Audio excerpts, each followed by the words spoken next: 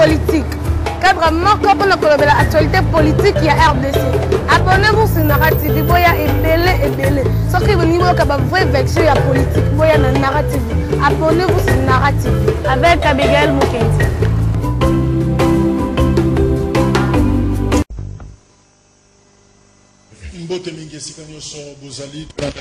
Précisément qui collé n'a pas ça ce qui vous a télévision la commune Yanzele merci de vos sanités et belé à téléspectateurs au Bazan à Brazzaville la République du Congo dans zone d'Abisopé Mokili Mobimba to Pessimino encore une fois Mbote. Nous saluons également Bandeko Bazon d'Abisop dans la partie est de Mboka province orientale, ex-province orientale, na Kivu, le grand Kivu, parce que vous avez belé à Rokomela Bisso, na WhatsApp, na Sengo, et après vous avez été Bozolanda Bisso.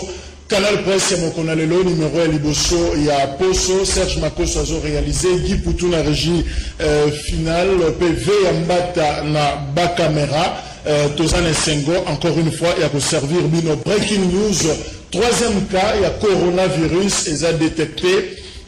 Awa na ville province ya Kinshasa na République démocratique du Congo, ministre ya son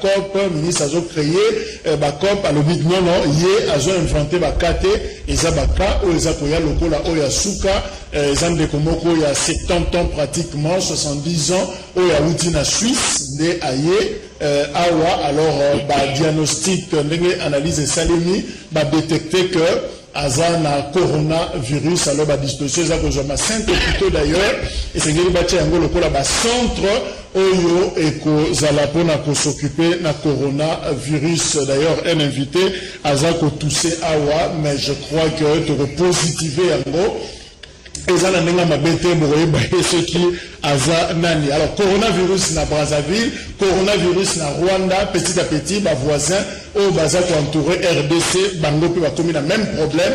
Alors je crois que tokolobela yango na invité na biso quelles mesures prendre et nous il faut que ça là pour na ko stopper fleu wana. CPI Thomas Lubanga aza libre sikaoyo asi abimi alobi alimbisi batu nyonso oyo batinda ye na CPI pe a tourner page wana aza sur un problème ya mutute normalement dossier tikali ya réparation ba victime mais yé ba déclaré qui est indigent, c'est-à-dire aza na makokita aza na mbongo te ya ko futa ba victime wana. Alors cour pénale internationale ba ko s'occuper na yango pour indemniser la victime. Session ordinaire et assemblée nationale et Zobanda Lelo. Je crois que vacances et Sili, députés nationaux sur la zone de la Moussala Nabango à partir de Lelo. Puis Gérard et l'Engampé Lazana Bisso et Longo Mbote.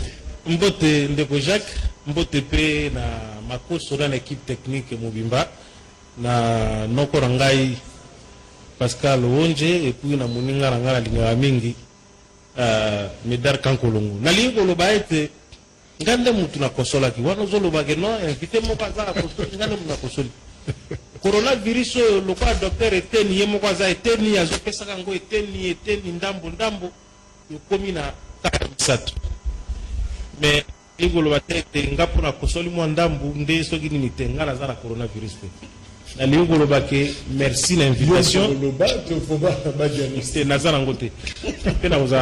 Merci l'invitation. Mais là, comment c'est important, Jacques Ezali, que Togotonga Congo, si ma fanatisme était problème, n'a comme on a fanatisme et l'équipe. Les Congolais, c'est comme si ils n'aimaient plus la réflexion.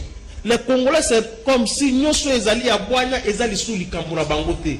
Chaque journaliste, un politicien, chaque boy, alors que réflexion, même si tu es proche de tel ou de tel, pour la Gemboka qui est de Liboso, alors,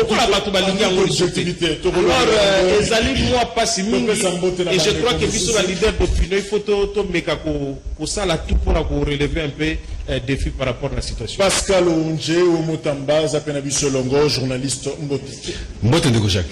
Voilà. Tous Zapena Médard Kankolongo, président national, il y a parti Congo en avant, il y a pas un Solongo, Médard Mbote Nayo. Mbote de Jacques, Mbote Pena, Kulutunanga, Pascal Onje, na moninga nanga puis Gérard azanango te tika ko traumatiser pamba va émission et là mon kosuka ya pamba, mais en réalité aussi il faut ministre bien que tu regardes ba message o ya pesiso pona passer mais à éviter p un ministre pour communiquer c'est supposé que ozana ba élément na disposition na yo muto balobaki na beni kazana yango INRB lobiki ezati. Donc en réalité tous les côtés bateau garder ba mesure d'hygiène bien sûr, mais l'État doit communiquer correctement. J'aurais même appris jamais au conditionnel comme le président de la République a traité la communication de médiocre. Donc je pense à mon niveau que Tolingi, Tomona au moins, qui est tantôt mon tango qui est belge, tantôt sous belge, tantôt donc, cacophonie mon président na kamboya coronavirus. Alors, Pascal Onge, comment est-ce que vous jugez réponse politique de la République démocratique du Congo? Tomoni la France, par exemple, à partir de l'élo, école et Kangami, université Kangami, en tout cas, il y a le salle Manabandaku, toutes mes ateliers en Espagne, Italie et ailleurs, même na Rwanda, Bakangi église, Bakangi frontière na Bango. Est-ce que réponse politique du gouvernement congolais est proportionnée à la situation de Zanaïa? On a publié qui pas très longtemps ici, en termes de mesures préventives à besoin. Étant donné que tout ça pratiquement la période où on a aucune de vacances et à Pâques, à partir du moment où, comme que la République démocratique du Congo virus sur le commis, est-ce que Bakoki peut anticiper les vacances qu'on a été? Et puis quand on a malade, pour que bana base na bandako. Problème est effectivement imaginez. Ce qui ka moko ezali, ce qui ka mibale ezali, ce qui ka misato ezali. Na rozo aleti ka liboso, ndekwa na mwasi na azao. Ndekwa na baboti na ye bazali yao. Auti poto aye. Hotel moko sika bureau na ngapi zaka pemeni ona. Na rozo hotel ngoti sine kozara mauvaise publicité. Azala kimpe kuna. Soko ke no hotel ona. Ba policier batiki kuna parce que bakanga hotel. Ba tonakati ba kobima ba ko somba lipa libanda. Ba zongi. Ba policier na bango, tu ne peux pas comprendre.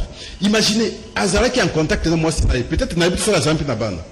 Bandeko na peu bayaki. A outi poto, troisième journée aïe ko ka fièvre pour constater yango. Mais pendant ce temps-là, Azara qui nanan. Est-ce que va vous tracer yango? À partir du moment de difficulté wana ezali, il faut qu'on anticipe ba événement. Deuxième élément, Nakei c'était avant-hier Nakei ko megakota la côté aéroport. Mais contrôle ya malonga ezate. Je comprends qu'il y a un grand débat de et bazo qui ne se rendre compte de ce qu'il y a un examen hôpital. Mais entrer à Zokota na yango. Mesure ni tozuna ba frontière pour que l'on connaisse le ba pays musu bazo kanga ba frontière. Mais il y a plus ces années. Quatrième élément, ce qu'on tali ba hôpital na biso. Ba condition, c'est vrai. Peut-être des fois les alliés parce que to bunda na Ebola. Mais c'est pas pour autant que tu se mesurer na France, c'est pas pour autant que tu se mesurer na Chine. Ce qui ba pays à minene ou ba avancer na médecine. Bazo bundana virus. Mais j'ai l'impression comme si côté nabiso moi légèreté ezali. Mais toza na hôpital à malamoté, ba condition eza normale était. Est-ce que ce qui toza conséquente na ba mesure ya kozo avant. Tant que dégénéré, et vous allez trop fatalité. Tant peu de to fandi na bandako. Tant ba quartier nabiso ndenge to fandi. Ba condition hygiénique. Mais ici quand on a ce tali ba mesure ya gouvernement, j'ai l'impression comme si moi légèreté ezali. J'ai l'impression comme si malade moi c'est trop exaté alors que il faut qu'on bangue là parce que biso ne se connaît pas condition mabe au dollar c'est qu'on peut dire oh non moto mwindo boy to mwindo bangwana bazozoa mais jusqu'ici je ne sais pas si on a enregistré un cas de mort un cas de décès ils ont lecture à ça là malgré que bazolo bazone na biso étant donné qu'ils appellent na moi mingi mais baka yango wana peut-être pour penser na mingi et vous allez dans conditions mais cela n'empêche pas le gouvernement. Mais ça fait pas de victimes. Voilà.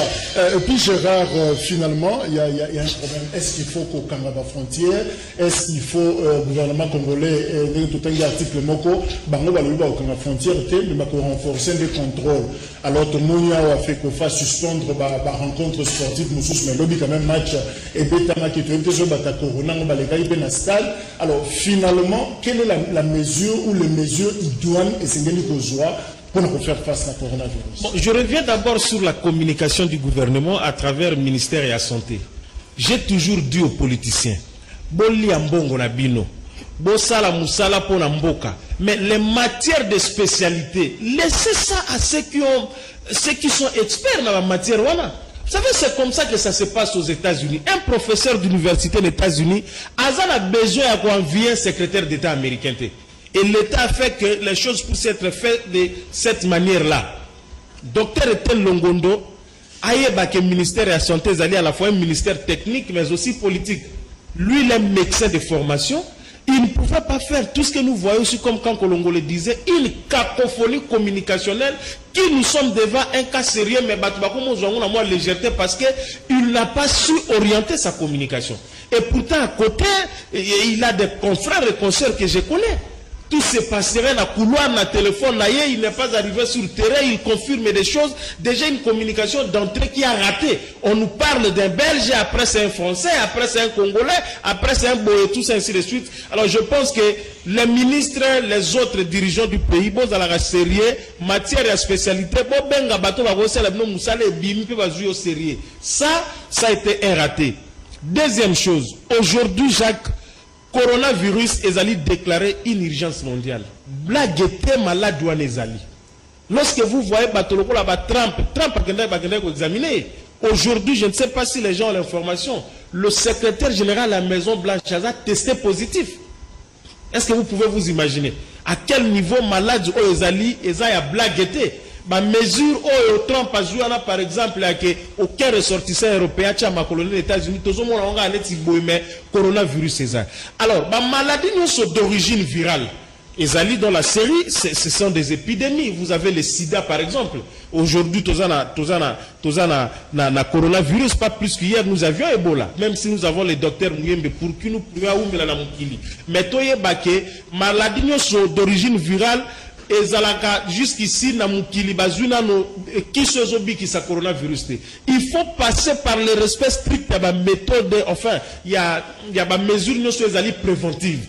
Ba mesure en gros est simple. Il faut biso comme leader d'opinion na ba page na biso na mission to continuer toujours pour rappeler en gros.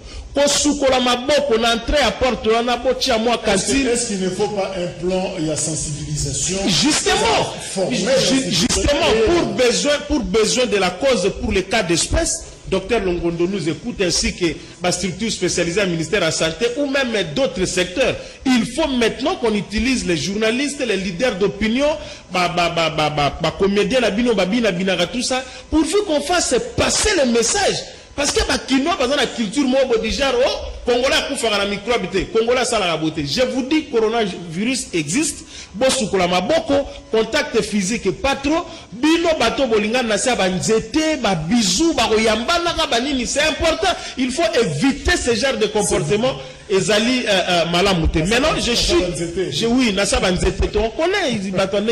Donc, je chute en disant que na ba politicien batindaka batu mituka na boulevard ya bazwa bati bachelo baza pe canal ya transmission ya coronavirus na ninga osakana parce que c'est plus les Libanais et vos expatriés qui sont ici basala ba biloko wana. Donc ma mesure préventive donc na chita ko lobake gouvernement bazala sérieux s'il vous plaît, c'est important avant ka kolongwa maloba ba renforcer ba mesure de contrôle na ba poste nyonso frontalier.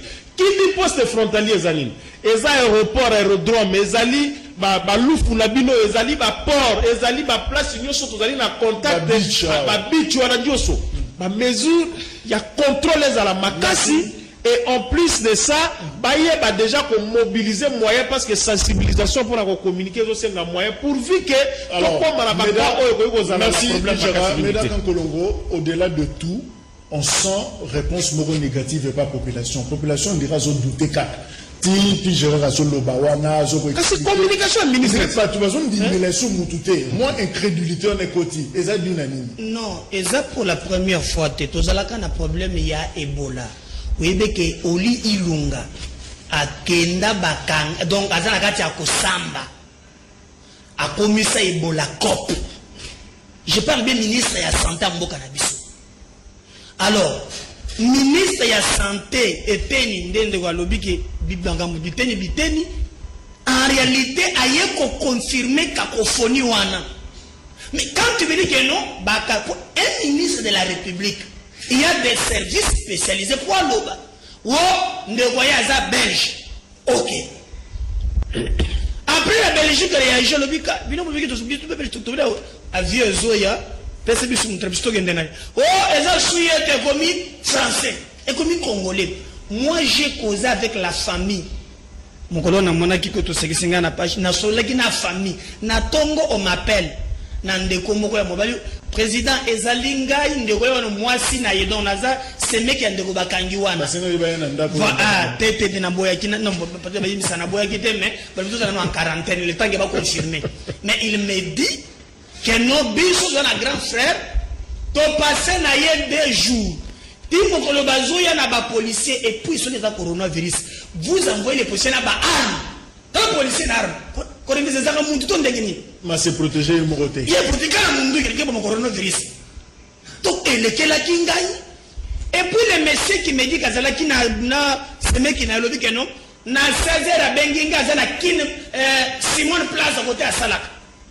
Le ministre a dit qu'il avait tracé 109 personnes, mais Oyo. Pourquoi ça va sur Simon Plaza? Parce que c'est juste pour nous. Ah, non, mais je vous dis la vérité, non. Donc je me pose la question. Ce qui est Zalaki Bazalaki Naye, des ministres à Lobaki, tous les faits, comment on n'a pas identifié, on a lié qui Naye, à Milaki. Quand l'objet a Zangote, Naye, on a besoin d'un téléphone. Pourtant, le binet, je l'ai pris au téléphone. À lobby Nazana Ngote. Donc il paraît que PC vaccin, tout ça. Mais le problème qu'on aurait vu ce théâtre est ça. J'appuie ma calme à lobby, mais nous, mieux vaut prévenir que guérir. Ce que nous devrons faire, Naba Congolais, ministre Tchaka Kofone, Tchatame Corona et Zali. Donc ce qu'on doit faire, Namoya Lelo, toi appliquer ma mesure, il y a prévention. Neba lobby, ba pesa na kana. Mais les combats 1 mètre ils ont posé problème parce que nous devons la transco par exemple lobby mais d'abord lobby dans un stade fibo d'attente pour lever la police mais bateau est là Dieu pose la merci mais ton politique mais nazo mais ce que corona pour là n'a quitté oui soya lobby parce que la liga vaccin ba prévention exaté transport et pas na biso de galobi yobi ba condition ndenge zali na lobi makambo ya bana classe makambo ya sport sur taliba pays où ça bien organisé ba match comme beta en huis clos mais côté comme au-delà de tout pas si yango ozomana que pas si yango match va me suspendre l'organisation pour éviter pas si on a ya wana na lobi légèreté côté gouvernement on ezali pas sûr qu'on risquer panza na makasi je prends d'abord la ville à Kinshasa mais quoi que comme difficile pour trouver comme trouver solution même quand zone qui ka Ebola to bika Ebola parce que Ebola comment on a Kinshasa te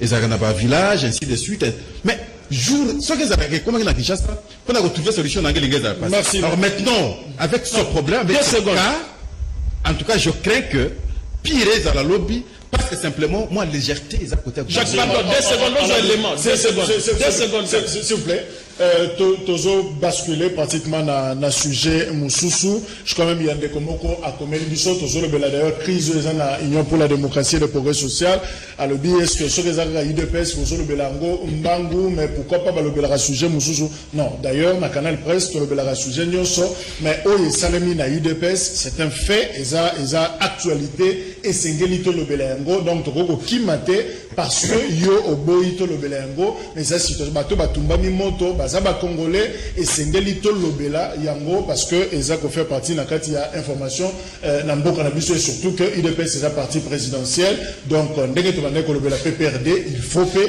to Lobela Yango alors Tolanda situation où les gars qui déclaration il y a ndeko moko combattant il y a UDPS ou ça qui déclaration juste après ben je pourrais où Salimaki semaine passée Zuba maman nyonso agene na diamba atele biso pembenya permanence po biso tant tozo baluka to yaka to se jiriser to melaka diamba to melaka bagene po biso to bosana makambu yake o to kotola musala te mais nzamba la kate trouble za boye tellement que to meli diamba to meli masanga mais mayele zo ngeli biso tiens makambu zo kende biso to se retrouver te comment n'a pas mandataire bango mais liste c'est qu'il y a 150 personnes et c'est qu'il y a ba biso mama dans le but que eza na eloko moko mai ninga na ka que basimba ngote mai lingani à partir à 7e match likolo ya ngone to bike mamai totikana no komela badiamba kabuya badiamba na bagene bacheli biso na permanence po tomela nechi champa to langwaka ye azwaka bandeko na ye bautaka na mboka ati na église assemblée kana shekino to moni baba to babrana mise na bazipe munai na bapasiri batere o batayi de pese ba yango wana tokendaki na ndenge ya bien moi soit disant CG toye pa na yo to moni clair to bona nini lisa ba makambo ezo ya to mona ka biloko susu olobi nini et soit disant CG ya parti munene IDPS alongoli chemise alingi ya bunda na biso asali boy vous êtes les imbéciles aujourd'hui soit disant kabuya même biso les imbéciles ye muto bando tinde biso na ba marche to tumbaka ba mitu ko to sala des autres ye kabuya wana ye muto bando tinde biso. Voilà, c'est une déclaration, il y a causé avec réserve, justement, parce que Bandeko Baza cité, Kope sa version Moussou alors puis Gérard, 72 heures, na collectif Sauvons le Congo, Oezana Katia, Jacques Chabani, Peter Kazadi et les autres, Bapesi, Jean-Marc Kaboun, na Kabouya, 72 heures, surtout Kaboun, pour que Batika va faire il y a partie réactionnaire.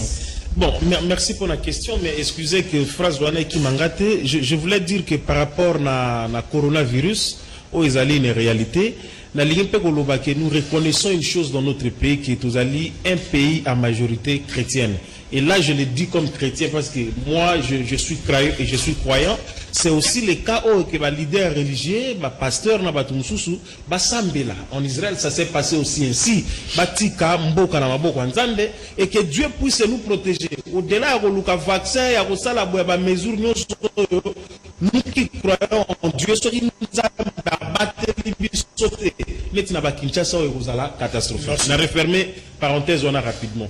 Maintenant, chez moi, je ne comprends pas. Tu as vu que j'ai essayé de beaucoup écrire ces derniers temps autour de la situation dans ma page au Monaki. Mais il y a des gens qui disent ah, mais écoutez, je rappelle aux amis une chose. Namboka neti o ya biso. Ozuba parti loko la ba IDPS. Ozuba parti loko la ba Palou, Ozuba MLC, Ozuba PPRD. Ouanezali biloko to ko classer en patrimoine national. Donc aujourd'hui, personne ne peut dire que IDPS est zayaye. Personne ne peut dire que MLC est zayaye. Personne ne peut dire que PPRD est zayaye. Donc eza ba parti oyo ezali ba formation politique privée mais d'utilité publique. Parce que bazo salama na privé maire comme député comme ministre Tshisekedi comme président bazo gérer banane bazo gérer congolais o bazali militant ya IDPS na o bazali militant IDPS cité Tshisekedi quand il gère il est le président de tout le monde même si son origine politique est IDPS. Donc toute question s'il vous plaît c'est une question de pédagogie o les gars IDPS ils ont intéressé biso. Mais maintenant le fond du problème. Moi, je résume le fond du problème dans la phrase Oyo. Tout ce qui se passe là, c'est un problème de positionnement. Point barre. Un problème de positionnement tout court. Naba vient nanga Paul, na tout ce monde-là. RK ba de partage au Paul Chulumbu, Zoa DGI, tel Zoa Boy comme DG, tel Zoa Boy, cette équipe-là va se taire. Je ne suis pas en train de prendre parti de qui ou de qui, même si on peut me reconnaître un certain rapprochement avec certains leaders de l'IDPS, mais l'objectivité m'oblige de dire les choses telles qu'elles ont se présentées. Pardon, ce que je allégation. Moi, je connais Bandeko ya Kabouya qui plaire, qui sont même prêts à tuer Kabouya. Parce que Azopé Sabaron Misalate. Mais je leur ai posé la question. Kabouya, Azopé Misala, Wapi. Ça, c'est une question de fond. Deuxième chose, ce qu'il faut faire, j'invite même les amis qui sont ici, essayons de vérifier. Marge de manœuvre, le lot. Oh, d'abord, il y a eu des places, c'est-à-dire dans nos présidences, place Vaudine Bago placé, Batou, Botiki, on a besoin d'un ministère qui jusqu'ici, les arrêtés ne sont pas encore signés. Donc, oui. N'ayébité, là où se trouve, Batou, PPRD, n'a pas entreprise, on a dirigé Kabouya, peut recommander les gens à Kaboundou, Wapi. Ba question na to bisango bato va comprendre biso oyo to banda ko investiguer to kende to ya penza on a envoyé combien de gens ici.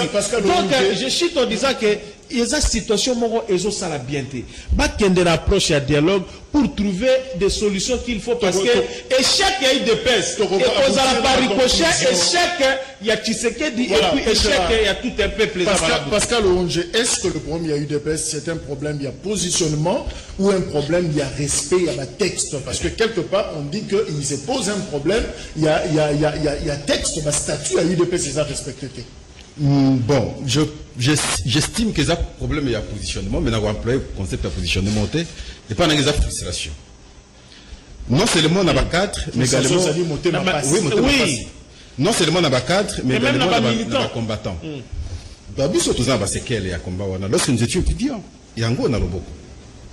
Bande Kobele batikala na ba déformation. Nous étions les actifs. Le cadre on a une dépêche comme étudiants. Bande Kobele ba bunda bitumba wana. Tuna Serge Mayamba biso za ubunda na ye. Ba zouanini.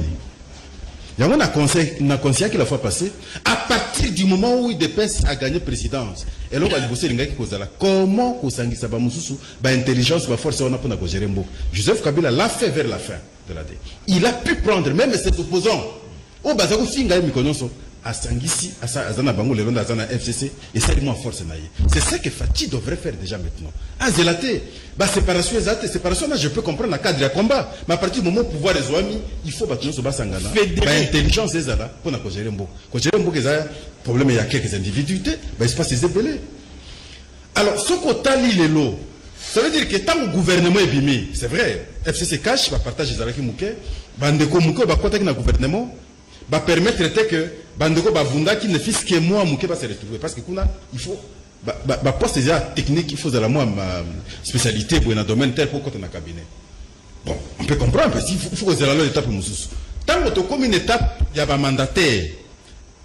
Je regrette avant ça débat ils là qui d'ailleurs il y a sur le budget en termes il y a la trésorerie.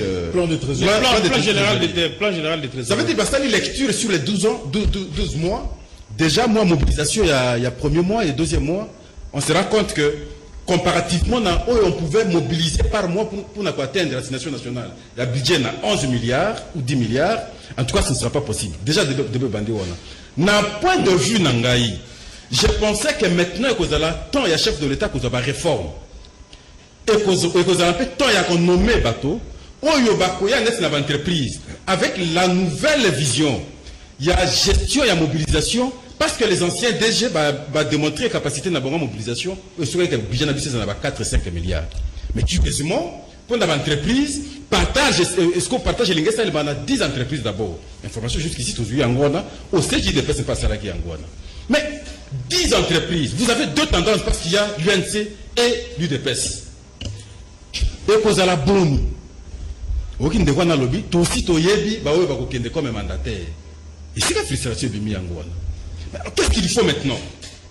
Est-ce qu'on ne pouvait pas aller au-delà de 10 entreprises pour nous permettre un peu de Bandegomoussous, on ne peut pas se retrouver?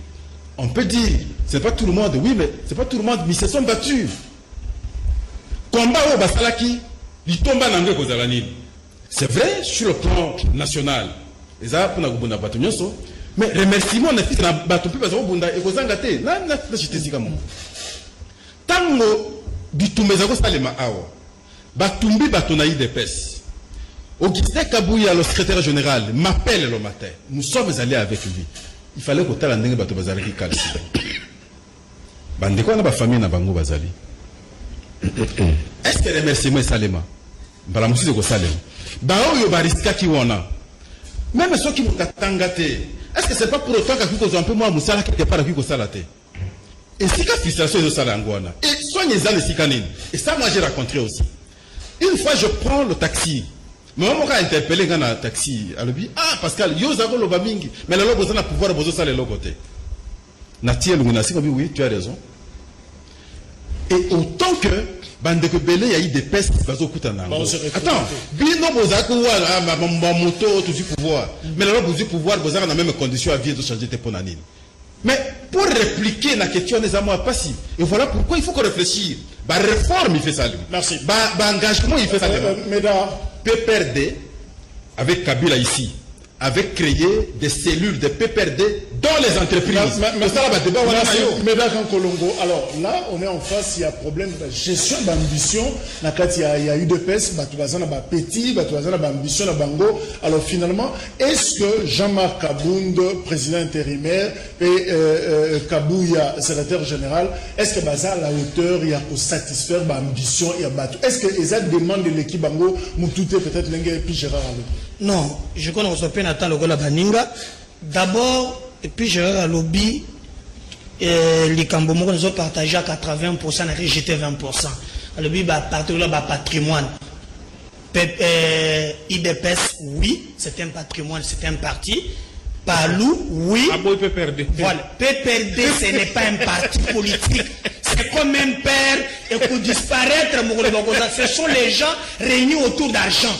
Mokolo bazana pouvoir te bako panzana batu nyonso bazalaka na kabila tala o balongwaka na ba fonction c'est rare ko tabazala sunaye autour d'argent c'est pas un parti c'est quelque chose autour ya mbongo yami bali on parle aujourd'hui de l'IDPS nde kuluto alobiawa moi personnellement j'ai ma part na IDPS one je suis présent au Congo en avant de l'eau mais part na ngeza na IDPS. Moi, j'étais arrêté quand Tshisekedi avait dit qu'il y a quelqu'un qui prêtait le serment. On est pas banino, bambeli. Et ça, il y a Congo en avant. Je me suis battu. De la Tsipota parce que oui, donc, souci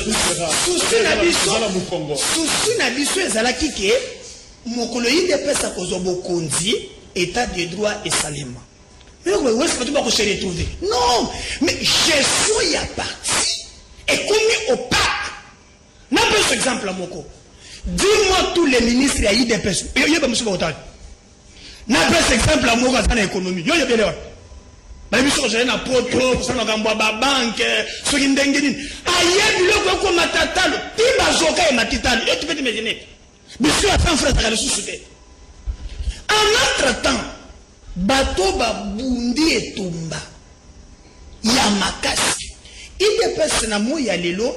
Il devrait Sangisa.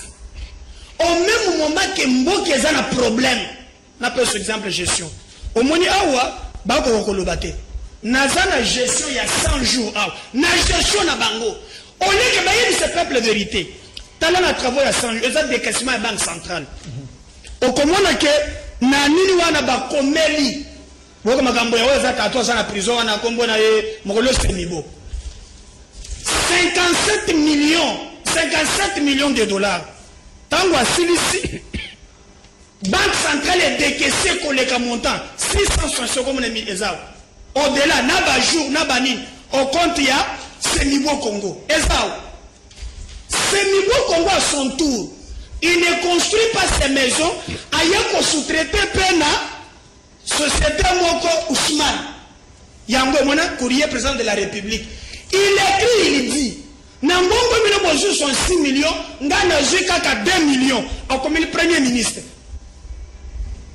Ozomona, les candidats ont signé, Yango, Yamgo signé 2 fois. Mais l'IDPS devrait poser la question. Mbongo Nyusu Yaba Congolais qui Wapi. Alors, quand on se déchiré, les alliés d'État et Kamere, ont se renforcé. Aujourd'hui, on a reproché à Baninga. Tala, Ndenge Batoni Zelena Gom, 1 mètre, Yangoy, 2 millions 200 000 dollars. 10 km, 22 millions. Tango Batubaza na moto, na Sewana, na Libanda. Mais il y a des gens qui volent l'argent. Et cet argent, Foner, Akobanda Kozongi, c'est là. Bango Mbongo, en entre-temps, c'est l'argent des Congolais. Foner, l'article, dans le chapitre 3, il n'est pas habilité à construire des routes. Il doit les habiliter. Mais le pouvoir, mais on vole des millions. Et bien, moi j'étais à la présidence de la République. J'ai vu bateau Baza Kuna, ce qui batalisio, j'ai vu un caméraman dans mon atekuna, en voyage chaque côté. Après que pas mon côté. Tous les gens vont abonder le pouvoir Baza. Et puis, tu as avec les gens qui vont gérer dans vos partis. J'ai vu sortir à Kabo et Zolo Bakeo, ce sont les voyous de nous. Il faut, ce sont des drogués. Bana ya mumbe les battants voyoutés. Ce sont des combattants se retrouver que baza laissé. Mais moi, ce que j'ai Félix Yemoko, Félix Tshisekedi, au côté IDPS à côté sur le pouvoir. IDPS est à partir, il y a Batou Bakoufela, Bamoussou Bakoufela, Baboti, Bamoussou Bakoufela, c'est un patrimoine. Il n'y a que toi, dans condition pareille, qui peut trouver une solution. Je demande, na Bakabouya, na Banani, na Bachulumu, il est grand temps bakende na dialogue. On a parlé de na arrogance parce que na chité pe 30 arrogance ba komi nango. Soku tu bango. Et puis Kabouya soku soli na Félix. Le président m'a appelé. Merci. C'est quoi ça? Merci. Tout ça la mine. Merci Médak Nkolongo. Je crois que parmi Jacquemin Chabani, Peter Kazadi, Chilumbo, et Zapena Guiba, Azali, secrétaire général adjoint, il y a UDPS chargé à politique, paix et juridique. Il est d'ailleurs, pendant tout ce temps, Aza, la descente ailleurs, au Salamona Congo central, Serge Makosso. Viva! Viva! Fati! Fati! Fati! Après avoir suivi religieusement vos descentes à travers toute la République, nous vous consacrons comme un champion et maître du terrain.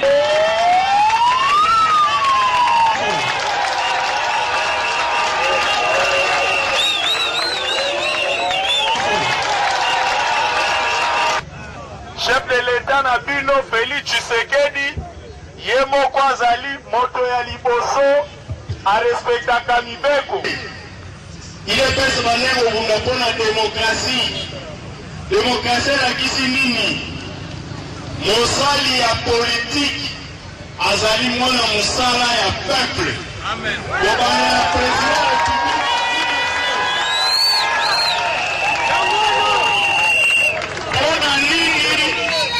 Félix a reçu manana et a commis président pour y décider. Différence en En charge, il y a politique PPP juridique. Alors, puis Gérard, en termes, il y a la solution. La solution à UDPS passera par où? Bengango, patrimoine national. Et est-ce qu'il faut un congrès? Groupe Jacquemin Chabani Baza Sengango. Est-ce qu'il faut un congrès pour le président Moko en bonne et due forme? Vous savez, je connais un peu moi Marambo Mingi par rapport à UDPS. Oui, concision par rapport à Nathan. Mais je suis quand même en train de dire ceci, parce que dans ce qui se passe dans l'UDPS, il y a des vérités et des contre-vérités. Effectivement, Bissotou, on a déploré quelque chose. Félix a commis président, le petit peuple qui ont fait ce qu'ils ont fait, pour Félix a commencé ce qu'il est devenu. Félix a commis le président. Ba master na ya poto o apesa ka moi repas na Canada ra kendeki o apesa ki moi séjour awa nde atondi sa bango kuna na présidence de la République. Ba tondi kuna et les gens étaient en désordre récompensés. Moi je crois qu'il n'est plus temps ya kotia mai na munoko et c'est ça la vérité. Ces gens inanés c'est déjà bon. Oh, peut s'enrichir sauvagement comme les alliés Tobi peut bango c'est déjà bon. Alors Félix Abandana nous remanier cabinet nae a me capé ko tiana batumusu sola parce que je crois que au-delà du fait que j'ai suivi les profs Chilumbu hier, au-delà du fait qu'on peut dire ce qu'on peut dire, la vérité c'est aussi que et ils veulent aussi se retrouver la gestion Onje est en train de le dire et puis ils appellent droit la bango. Mais dire aussi la vérité que ce n'est pas tout le monde qui aura un travail. Ça c'est une vérité. Nous devons surtout à niveau militant. Parce que, au-delà de la mission à parti politique, ils appellent la mission sous formation citoyenne, il y a des militants. Quand vous avez été militant, vous avez tout ce que vous avez fait. Mais autant gâté, si on pose la responsabilité, il faut ça pose aussi des problèmes. Ça pose des problèmes sérieux. Maintenant, en termes de solutions, moi je suis pour qu'on aille au dialogue. Tout ceci est comme même la mission même si qu'on aille d'abord au dialogue. On est à toi à plateau à télévision. Il y a des choses ça peut choquer les gens. On a dialogue. Solo la nam. Maman Marthe est encore vivante. Tu sais que Dieu Azali. Président Jean-Marc Azali, Augustin Kabouyaza.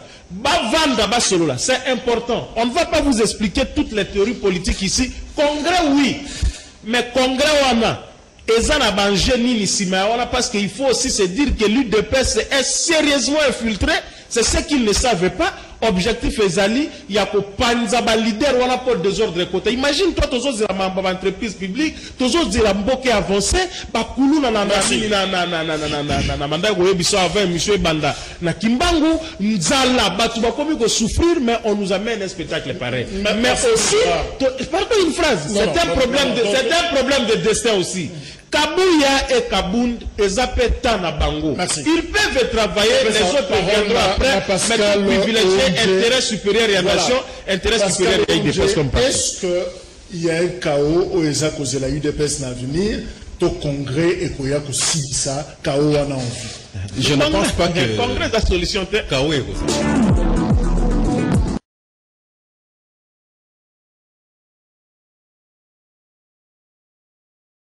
Fashion balls. Fashion balls. Fashion balls. Fashion balls. Pour vos bombers en paille, passez commande chez Fashion balls. Bombers. Bombers. Bombers. At Fashion balls. Bombers. Bombers. Bombers. At Fashion balls. Pour commander chez Fashion balls, veuillez contacter le numéro suivant. Plus 243 82 175 31 57. Je répète, plus 243 82 175 31 57.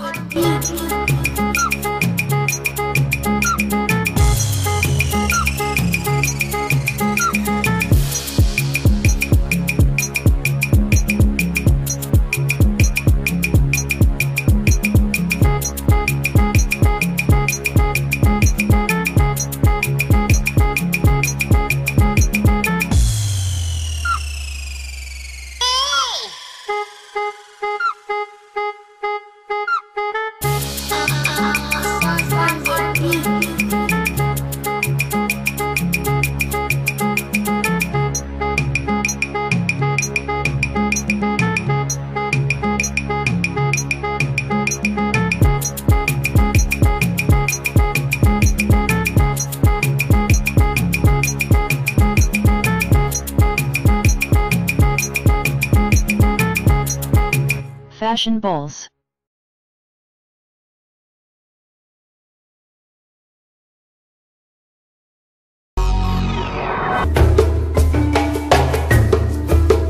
Awa tokolobela rido karaté en tout cas sozana posa koye baba news sur Basport nayo au s'abonner massivement sur Narrative kozala de cité na Narrative nyonso kokuta na 4 et kozala vérité avec bonheur Sam de Sanjo.